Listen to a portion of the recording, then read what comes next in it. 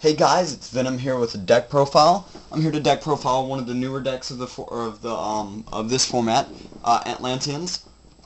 They don't have all the support they need yet, but I feel like just because of that reason, it's got a surprise factor whenever you're dueling, so your opponent's not expecting this, so therefore they're not exactly sure how to react because they don't know exactly how the deck's going to be built before Mermails, which are in Abyss Rising.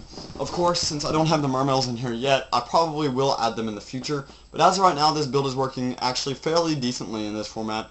But before I get into the deck profile, let me do a couple channel update type of things. Channel update 1, I haven't been that busy, or I've been extremely busy lately, so I haven't been posting up videos as consistently as I normally do. I am sorry for that. Marching season, competitive season for band ends this Saturday, so after this Saturday I'll be able to have more Saturdays open.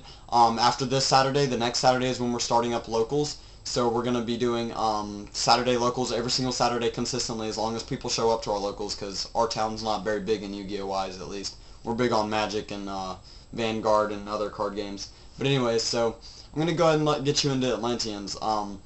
Another thing is that in the past, I know I've kind of fumbled around with multiple decks, and I've never really gotten to a consistent, really solid build with any of my decks. This format, I feel like Watts and Atlanteans are going to be my main decks, with Gear Gears being my third deck. If I do, I may not even show you guys Gear Gears much more, because I think I've already got a pretty consistent build, to be honest. But Atlanteans and Watts are definitely two decks I'm going to keep going with. The Watts, of course, I'm really excited about because they got second place at the very first locals that I've attended in 2 years, so I was pretty excited for that. And Atlantean's another deck I'm pretty excited for. I mean, they're just a fun deck to play, and they kind of fit my blue mat, which I've had for ages now. So let's go ahead and get into the deck profile. It's a 41 card deck, and of course the Atlanteans right now are not fully complete. This deck is impossible to complete at the moment, to be honest. I mean, it's good. I'm not going to lie, it is good, but it's not as good as it can be. So, let's go ahead and jump into the deck. 3 Atlantean Dragoons. In pure Atlanteans, you got to run 3 of each of the key Atlanteans, pretty much. Dragoons pretty much says whenever you discard him for the effect of one of your other key deck thinners and another consistency card, you pretty much discarded him and add a Deep Sea Diva to your hand. You add any Sea Serpent, so whenever Mullen Glacia is out, I'm pretty sure he's going to be able to add Mullen Glacia, because I think he is a Sea Serpent. If he's not, I'm sorry, but I'm pretty sure that Mullen Glacia is Sea Serpent.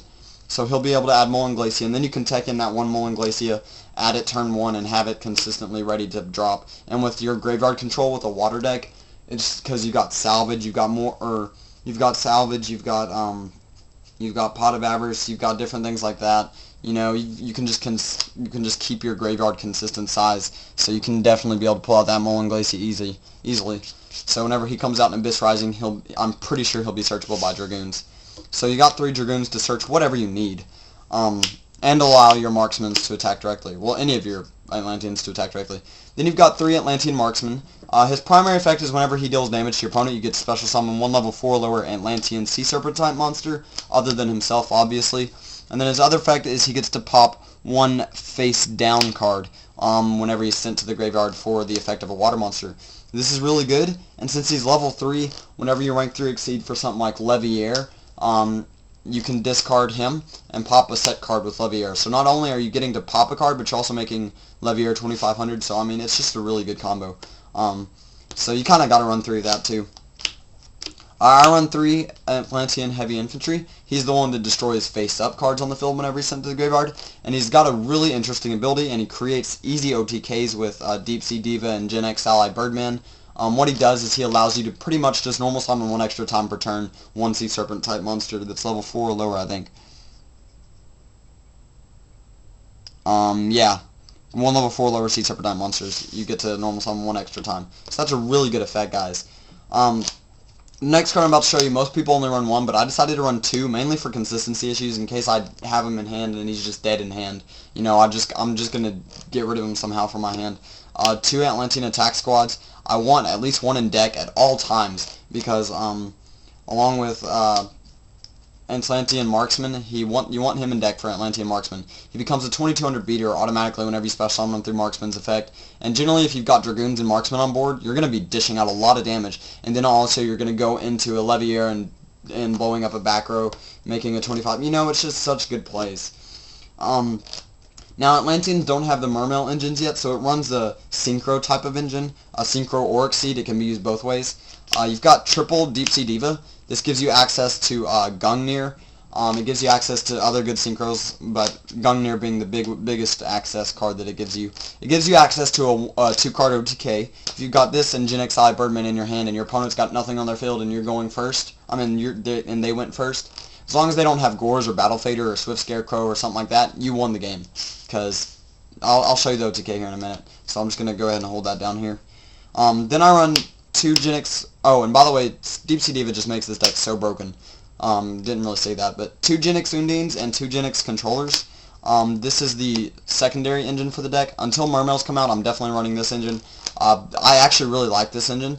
I kind of like it more than Mermails, to be honest, because from my testing for Mermails, I haven't had much success. So I guess that's just because I haven't tested them that much yet. So I'm going to go into testing Mermails a whole lot more, obviously, because everybody's saying that they're the best part, the broken part of this deck.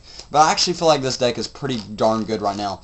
Genix Undine, turn 1, being able to ditch a Atlantean Dragoons, search out your Deep Sea Diva, add Genix Controller to hand. You're automatically thinning your deck 3 cards, getting a target for draw a power card, and getting something that will thin your deck out even more. You know, it just adds so much thinning to the deck and so much speed to the deck. It's just unreal.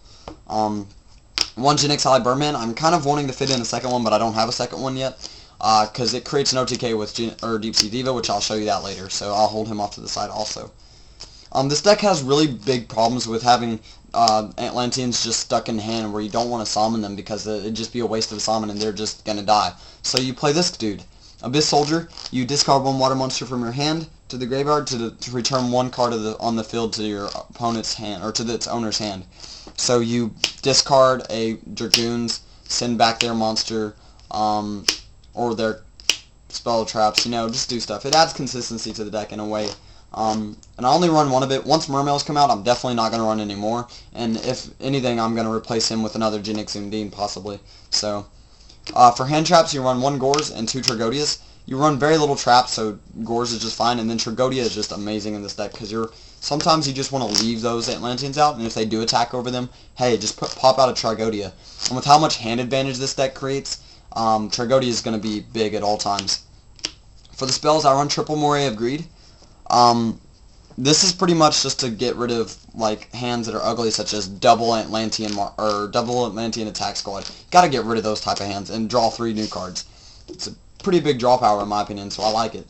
1 Allure of Darkness, because you run 6 darks, and 2 of them are added to hand generally by turn 2 or 3 at the latest. So this card is just a good draw power card, and at least one of your dark cards are generally going to be useless in hand. 2 Salvage, just to get back some cards such as Atlantean Marksman, just to Deep Sea Diva, you know, just different cards just to it's for late game. It's kind of for just making sure you're fine. Monster Reborn, Dark Hole, and Heavy Storm, just your general staples. You know, you got to run them. 2 Mystical Space Typhoon. With the triple Atlantean Marksman and triple Atlantean Heavy Infantry, you don't need to run 3 of that. 2 of it's just fine. I've even considered just 1, but I personally have always liked at least multiples of it. So the Solemn Brigade, just because it's the best best 3 traps in the game, or best 2 traps in the game. 2 Spiritual Water Art Aoi. This card is just so broken. You Genix Undine turn 1, and then you do this and ditch their only monster if they have a monster, or ditch something that's going to be potentially dangerous to you. Or you can Abyss Soldier, bounce something to their hand, tribute Abyss Soldier after you attack with it, or if they declare it to be destroyed or something, you can do this and ditch that monster there, or whatever that you just bounce back to their hand. Just really good combos. And double Torrential Tribute, because in all honesty, sometimes you don't mind losing advantage if you're going to lose advantage, you know what I mean? So now I'm going to show you guys the 2-card OTK that I was talking about. I'm pretty sure I have all the cards for it. So turn 1, if your opponent hasn't done anything yet, you're going to summon Deep Sea Diva. Now with Deep Sea Diva, you're going to special summon Heavy Infantry from your deck in defense. Now you're going to bounce Deep Sea Diva to special summon GenXI Birdman. Heavy Infantry's effect to normal summon Deep Sea Diva again. Special summon a Marksman. Overlay for a Daigusto's Phoenix, which I do not have yet, sadly, but Daigustos Phoenix's effect, it's 1500 attack monster that you can detach one Exceed material to make it attack twice. So you detach generally the Atlantean heavy infantry to the grave so you can attack directly, so that's 3000. That's 14 more, so that's 44. Then you add that, that's 58. So you've done 58 damage, and then his effect will allow you to special summon an Atlantean monster from your deck. You special summon Attack Squad. Attack Squad attacks for 22, and that's exactly game, exactly 8,000 life points. So that's the 2-card OTK. Of course you have to have Daigustos Phoenix, and those are the cards that are used up in the, along with Daigustos Phoenix, those are the cards that are used up for the OTK. So, I hope you guys enjoyed the video. Rate, comment, subscribe, check out my other videos, and I guess I will just see you guys in the next video.